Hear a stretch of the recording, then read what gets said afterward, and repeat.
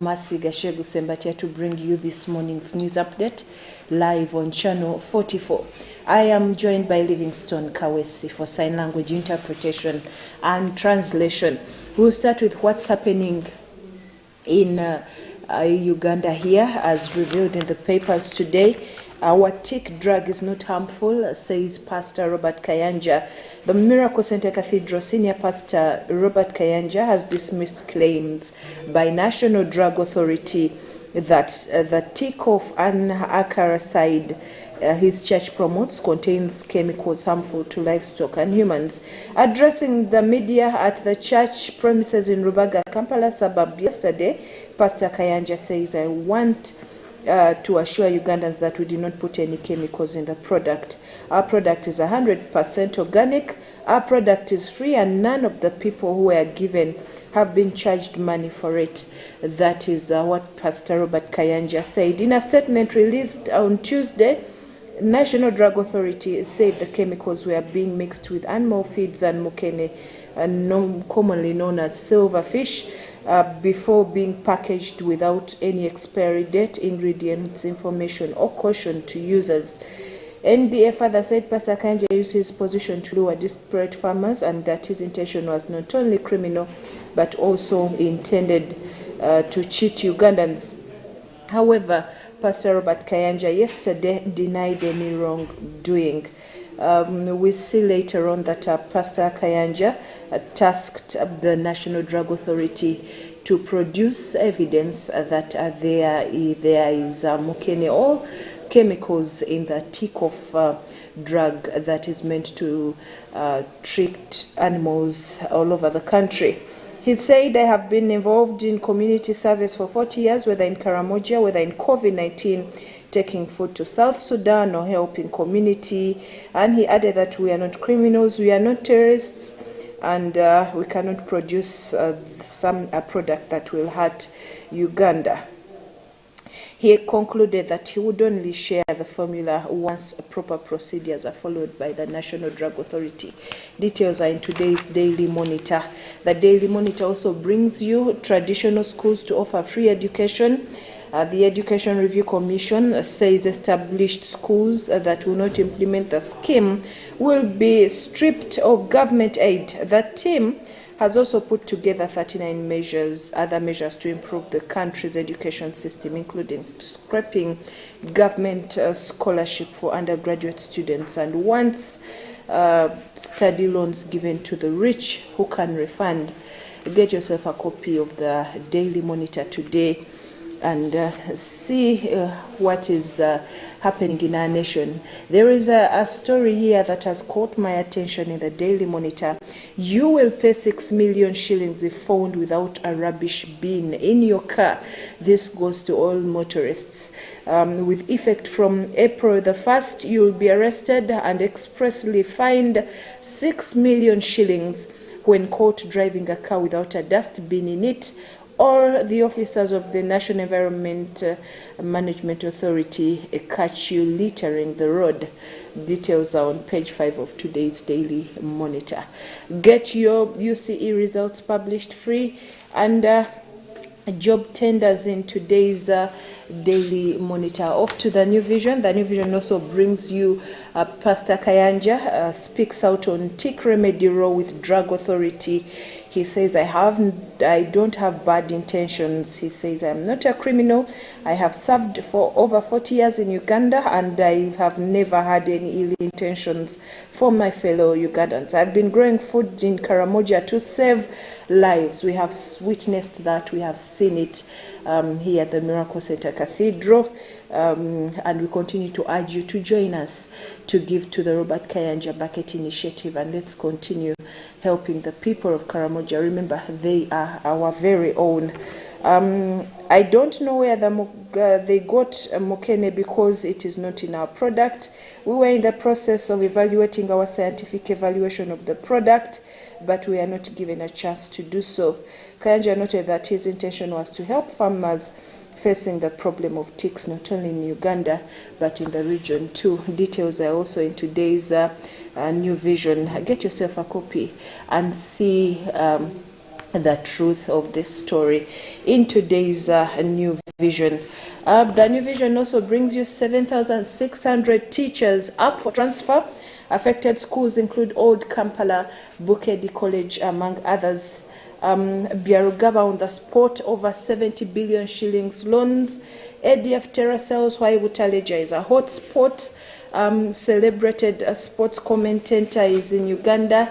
It's in today's New Vision, the sports segment. And why hard of hearing candidates continue to fail, PLE. And very many stories, over 280 tender opportunities in today's New Vision. Get yourself a copy.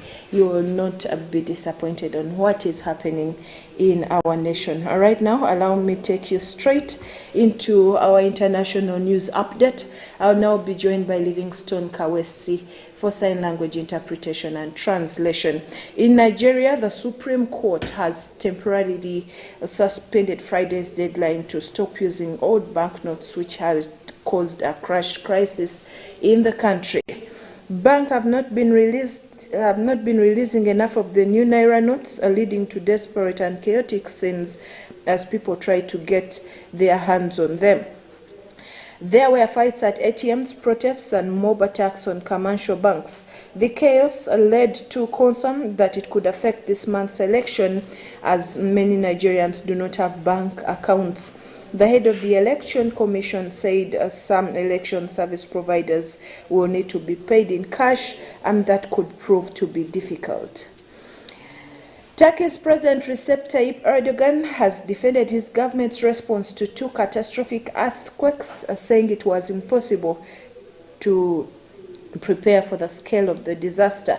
At least 15,000 people are confirmed dead in Turkey and northern Syria. Critics claim the emergency services response was too slow and the government was poorly prepared.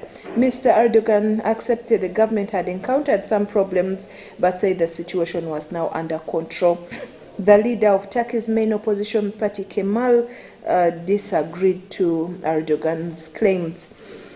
President Joe Biden may not be out of ideas for how to deliver on his economic promises, but he does seem to be out of time. In his State of the Union address, the president urged lawmakers to finish the job, calling for a new tax on the super wealthy, a crackdown on big tech companies, and other financial support for families, including family and medical leave.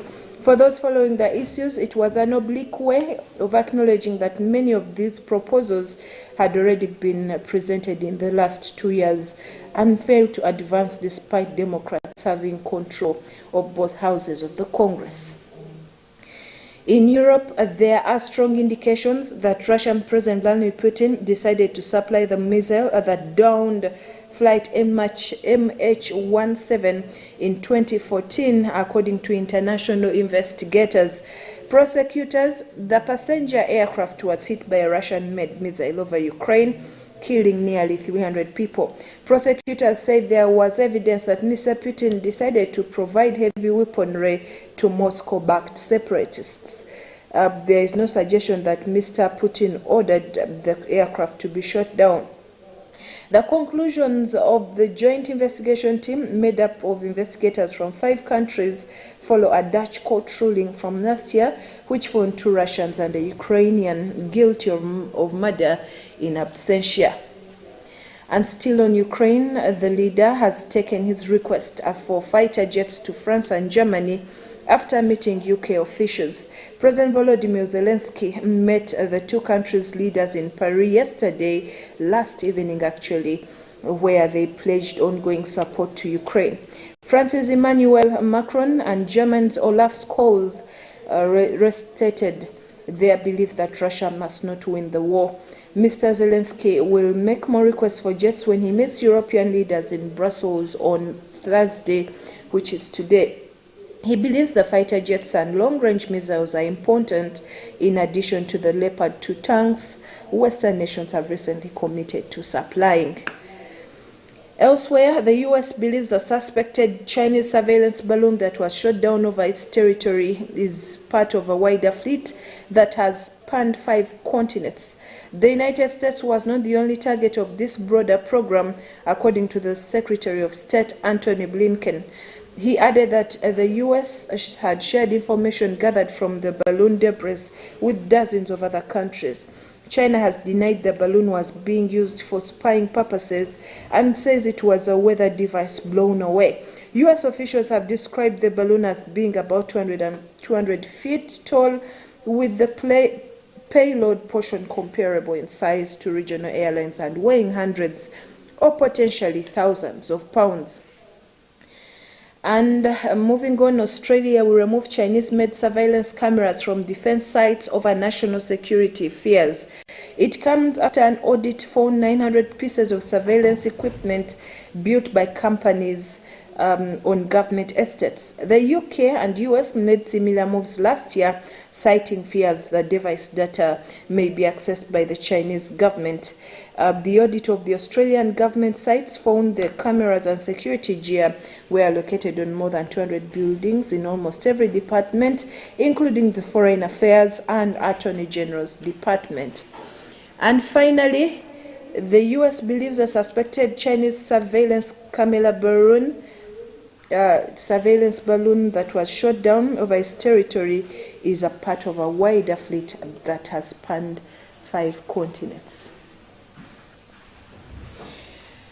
Well, that brings us to the end of this morning's news update. Thank you for watching Channel 44. We are out of time, and the Pastors Now program is up next. The men of God are ready to come and speak to you and show you the great things the Lord is doing here at the Miracle Center Cathedral. Stay tuned to Channel 44 and help us send help to Karamoja. Enjoy your morning.